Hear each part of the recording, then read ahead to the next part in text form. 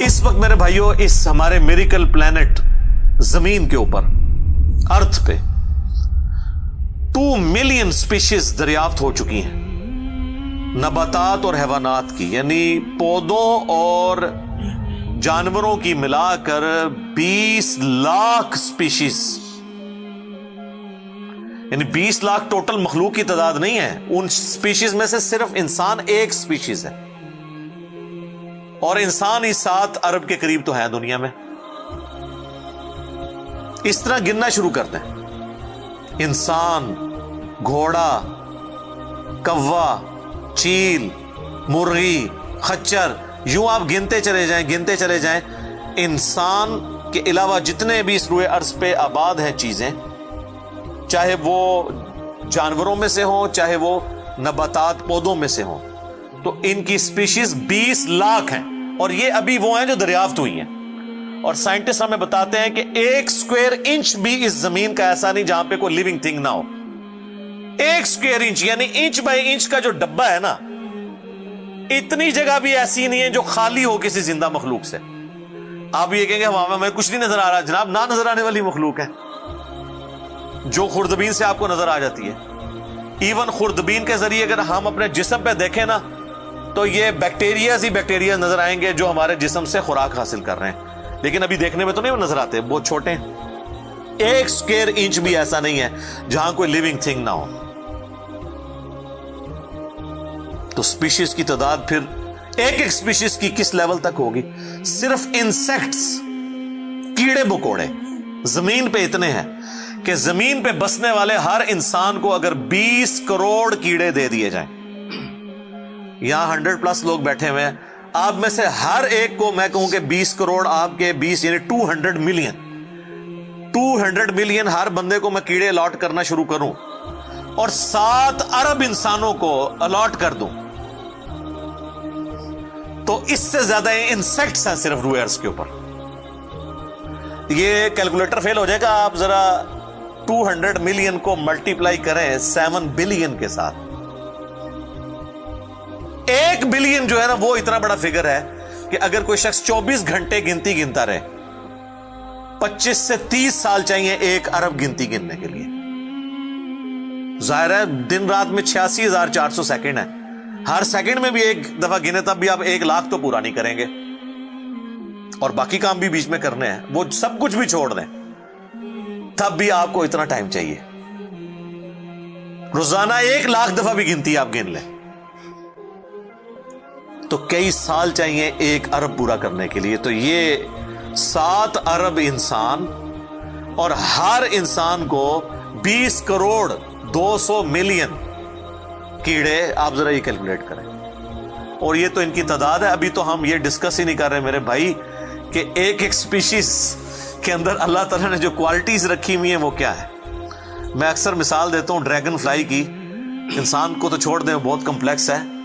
ये जो हेलीकॉप्टर हम जिसे कहते हैं, एक छोटा सा आप समझ लें कीड़ा है हवा में उड़ने वाला, उसके एक ढेले के अंदर 25,000 आंखें हैं,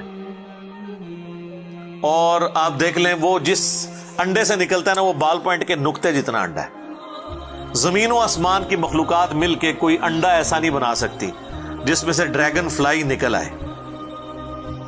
मुर्गियां जो अंडे देती हैं, कबूतर जो अंडे देते हैं, उनमें से उनके चूजे निकलना वो तो अनइमेजिनेबल है, वो तो कुछ सोच नहीं सकता।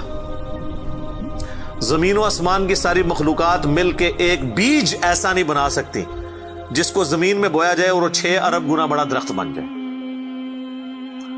तो जो काम करने से नहीं हो सकता वो खुद ब खुद कैसे हो सकता है? और इस क्रिएशन का क्लाइमैक्स इंसान है। इंसान पे ही बात की जाए ना तो 1 घंटा चाहिए। इंसान को जो अल्लाह ने क्वालिटीज दी हैं जिसका उसे खुद भी नहीं पता। अच्छा मुझे बताएं, जिन क्वालिटीज का हमें खुद ही नहीं पता कि हैं हमारे अंदर, तो कितना कोई बेवकूफ होगा कि वो कहे कि ये क्वालिटीज मैंने खुद अपने अंदर रख ली हैं या मेरे माँ बाप ने रखी हैं। हमारे तो माँ बाप को भी नहीं पता उन चीजों का। आज जो हमें साइंस बता रही है, 1 लाख दफा रोजाना हमारा दिल धड़कता है, 1 लाख दफा, बगैर किसी पंप के, बगैर किसी एक्सटर्नल फ्यूल के। 1 लाख दफा, 1 लाख दफा। اچھا، اور 1,00,000 دفعہ دھڑکنے کے بعد وہ 10,000 لیٹر خون پمپ کرتا ہے ہماری نسوں میں، ہر بندے کے. ایک انسان کے جسم میں جو نسوں کی لینتھ ہے نا، یہ آپ کی جو نروز ہیں، خون کی نالیاں، اس کی لینتھ اتنی زیادہ ہے کہ ایک بندے کی اگر صرف نسیں جوڑی جائیں تو زمین کے 2.5 چکر لگ سکتے ہیں. 40,000 کلومیٹر زمین کا سرکمفرنس ہے، 1,00,000 کلومیٹر 2.5 چکر زمین کے لگ سکتے ہیں. ان ساری نسوں میں خون کا پہنچنا اور وہ خون اپنے اندر آکسیجن لے کر جائے، ایک ایک خلیے تک پہنچنا، اور خلیے کی تعداد سینکڑوں میں، ہزاروں میں، لاکھوں میں، کروڑوں میں، اربوں میں نہیں ہے. 100 ٹریلین سیلز ہر انسان کے اندر موجود ہیں. 1 ٹریلین 1000 ارب کے برابر ہے، 1000 بلین کے برابر. اور 1 ارب میں نے آپ کو بتا دیا کتنا بڑا ہے. تو 100,000 ارب ہر بندے کے جسم میں خلیے ہیں. تو سائنٹسٹ کہتے ہیں یہ تو آپ صاف کر ہی نہیں سکتے. آپ کو بس مختصر بتا دیتے ہیں کہ انگلینڈ جیسے 30 ملک ہوں اور ان 30 ملکوں میں صرف درخت ہی اگے ہوئے ہوں، اور ان درختوں کے جتنے پتے ہوں گے نا اتنے ایک جسم میں خلیے ہیں. اور خلیے یہ نہ سمجھے کہ وہ ایسی کوئی چیز ہے. ایک خلیے کے اندر اتنے سسٹم ہے کہ نیو یارک سٹی جتنی جگہ چاہیے اگر ہم ایک خلیہ ہمیں بنانا پڑ جائے، جو کچھ اس کے اندر سسٹمز موجود ہیں. سوچ نہیں سکتا. بس انسان پھر یہی کہہ سکتا ہے اللہ اکبر کبیرا والحمد للہ کثیرا وسبحان اللہ بکرۃ واصیلا. ابھی اسٹرانومی کی فیلڈ میں جائیں تو بندہ پاگل ہو جاتا ہے. آج تو ہمیں ٹیلیسکوپ کے ذریعے کیا کچھ پتا چل چکا ہے. ناسا کی رپورٹس تو آئے دن ڈسپلے ہوتی رہتی ہیں، اس میں میری ویڈیوز بھی آتی رہتی ہیں. اس وقت ناسا نے جو ڈسکوری کی ہے نا، اس کے تحت 250 بلین گلیکسیز ہیں اس کائنات کے اندر، 250 ارب. اور ارب میں نے آپ کو بتا دیا کتنا بڑا فگر ہے. ہر گلیکسی میں 300 ارب سے زیادہ سورج ہیں، ان میں سے ایک سورج یہ ہے. اس طرح کے 300 ارب سورج صرف ہماری گلیکسی ملکی وے میں ہے، اور یہ ایک گلیکسی ہے، اور اس طرح کی 250 ارب گلیکسیز اور ہیں.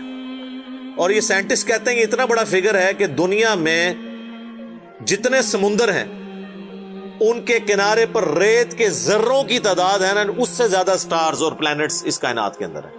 تو کیلکولیٹ ہی نہیں کر سکتا. اور یہ وہ چیز ہے جو انہوں نے کیلکولیٹ کی ہے. لوگ کہتے ہیں انہوں نے گنے کیسے ہوں گے. وہ ایک تھوڑا سا ایریا کنسیڈر کرتے ہیں، اس کے بعد اوور آل لے کے اسے ملٹیپلائی کر دیتے ہیں. یعنی اگر میں آپ کو بتا دوں کہ باسکٹ کا سائز اتنا ہے، اس میں اتنے انڈے آتے ہیں، تو یہ ہمارا حال جو ہے اس میں کتنے انڈے آئیں گے، تو آپ کہیں گے جی اس حال کا سائز بتائیں، اسے ملٹیپلائی کر کے کیلکولیٹ کر لیتے ہیں. وہ یہ نہیں ہوتا کہ وہ ایک ایک کر کے گنتے ہیں، ورنہ تو ان کو بھی لاکھوں سال چاہیے گننے کے لیے. اوور آل کیلکولیشن وہ کر لیتے ہیں.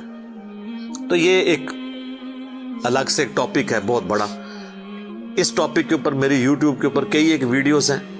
ان میں ٹاپ آف دا لسٹ میری ویڈیو آج سے آلموسٹ 12 سال پہلے ریکارڈ ہوئی تھی، 2008 کے اندر. ہو از اللہ، اللہ کون ہے جدید سائنسی حقائق کی روشنی میں. اس کے بعد پھر ایک اور ویڈیو میری ریکارڈ ہوئی آج سے آلموسٹ 7 سال پہلے، مسئلہ نمبر 83B کے عنوان سے، ہو کریٹڈ گاڈ، اللہ کو کس نے پیدا کیا اور جدید شیطانی وسوسوں کا تحقیقی جائزہ، جس میں میں نے دور حاضر کے ایک بہت بڑے leading atheist professor Richard Dawkins کی کتاب ہے دا گاڈ ڈیلوژن، اس کا میں نے علمی محاسبہ کیا تھا. وہ دیکھنے والی ویڈیو ہے، مسئلہ 83B. آپ ہو کریٹڈ گاڈ، اللہ کو کس نے پیدا کیا، اس طرح کے الفاظ دیکھیں تو وہ ویڈیو آپ کے سامنے یوٹیوب پہ آ جائے گی. پھر آلموسٹ آج سے 2 سال پہلے میں نے قرآن اینڈ ماڈرن سائنس کے نام سے ایک ویڈیو ریکارڈ کروائی تھی. وہ انگلش سب ٹائٹل کے ساتھ بھی آ چکی ہے، آلموسٹ 1.25 گھنٹے کی. اس میں ایک ہندو بھائی نے قرآن حکیم پہ ایک اعتراض کیا تھا، تو اس کے جواب میں نے پوری ڈاکٹرن کلیئر کی تھی کہ قرآن حکیم میں جو سائنٹیفک فیکٹس ہیں ان کو آپ نے کس حوالے سے لینا ہے. قرآن جو ہے یہ لٹریچر کی بک ہے، یہ سائنس کی کتاب نہیں ہے. البتہ فزیکل فنومینا آف نیچر پہ بات کرتی ہے، تو اس کو لٹریچر کی زبان میں لینا ہوگا. اور اس حوالے سے جو مختلف چیزیں سامنے آتی ہیں، غیر مسلموں کے اعتراضات، اس میں نے اوور آل ڈاکٹرن کور کی تھی. پھر آلموسٹ 8 سے سال پہلے ایک فتنہ اٹھا تھا، یہ کیا زمین ساکن ہے، اس کے اوپر بھی میں نے ایک ڈیٹیل ویڈیو دی تھی. اس میں میں نے کئی ایک سائنٹیفک فیکٹس کے حوالے سے ڈسکشن کی تھی. میرا خیال ہے اتنی ڈیپتھ تو کسی اور نے گفتگو، ڈاکٹر ذاکر نائک کا تو ایک آدھ لیکچر ہے، وہ بھی بالکل سطحی قسم کی گفتگو ہے، جو بالکل کریٹیکلی چیزوں کو ایک ایک ایشو کو ریزالو کرنا یہ نصیب والوں کا حصہ ہے. اللہ تعالیٰ جس کو اس کام کے لیے اٹھائے. تو میں نے یعنی ہر اعتبار سے کئی ایک ویڈیوز میری ریکارڈڈ ہیں. اس کے لیے بڑا پھر بلیک ہول کی ڈسکوری ہوئی آج سے 2 سال پہلے، اس پہ میری ایک ویڈیو آئی تھی. تو آپ یوٹیوب پہ جا کے سائنس اور انجینئر محمد علی مرزا لکھ دیں تو وہ ساری ویڈیوز ہیش ٹیگ کے ساتھ آپ کے سامنے آ جائیں گی. ایک ایک کر کے دیکھنا شروع کریں. اب میں وہ ساری باتیں، یہ میرا بڑا فیوریٹ ٹاپک ہے، میں 1 گھنٹہ اور فی البدی ان فیکٹس پہ بول سکتا ہوں، لیکن اب آلموسٹ آدھا گھنٹہ پیچھے باقی رہ گیا، تو میں نے یہ آیات بھی مکمل کرنی ہے. میں نے اوورآل ایک اس حوالے سے آپ کو بتایا کہ یہ کوئی چھوٹی چیز نہیں جو اللہ تعالیٰ فرما رہا ہے کہ آسمانوں اور زمین کے پیدائش میں اور رات اور دن کے آنے جانے میں. اب یہ رات اور دن کا آنا جانا یہ کوئی چھوٹا معاملہ ہے؟ آج تو مطلب سائنس کی وجہ سے ہمیں جو چیزیں پتہ ہیں ہم سے پہلے تو لوگوں کو پتہ ہی نہیں تھی. ان کا تو ایمان بالغیب تھا جن باتوں پہ، ہمیں تو وہ چیزیں سامنے نظر آ رہی ہیں.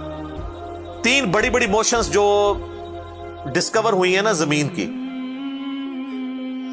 ان میں سے پہلی موشن یہ ہے کہ زمین ہر سیکنڈ میں آدھا کلومیٹر اپنے محور کے گرد گھومتی ہے. 1 سیکنڈ میں آدھا کلومیٹر، جس کی وجہ سے 24 گھنٹے میں ہمارا دن رات مکمل ہوتا ہے. میں ایکویٹر کی بات کر رہا ہوں، اس کے ارد گرد، میں نارتھ اور ساؤتھ پول کی بات نہیں کر رہا. وہاں تو سورج ود رسپیکٹ ٹو زمین جو ہے افق کے ساتھ چل رہا ہوتا ہے، وہ الگ معاملہ ہوتا ہے، وہ پھر آپ کو پوری سائنس سمجھانی پڑے گی. ایک عام ڈسکشن میں بات کر رہا ہوں. دوسری موشن ہے زمین کی 1 سیکنڈ کے اندر، یہ تو ہوگی نا آدھا کلومیٹر، وہ ہے 1 سیکنڈ کے اندر 30 کلومیٹر سورج کے گرد. اور یہ اس رفتار کو کوئی سوچ سکتا ہے؟ 1 سیکنڈ میں 30 کلومیٹر، یہ گولی کی رفتار سے 60 گنا زیادہ رفتار ہے. یہ 1 سیکنڈ میں 30 کلومیٹر.